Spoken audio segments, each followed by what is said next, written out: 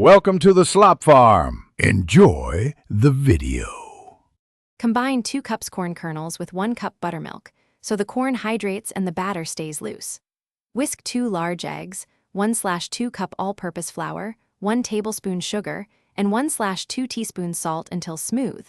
This binds the kernels without becoming gummy.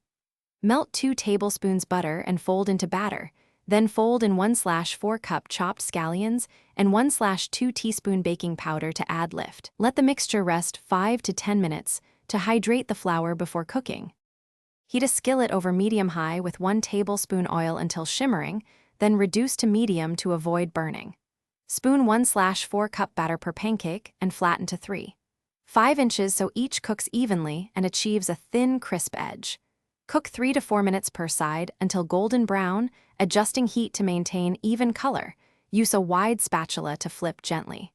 Drain on paper towels briefly, then pat with a paper towel to remove excess oil before plating to keep texture crisp.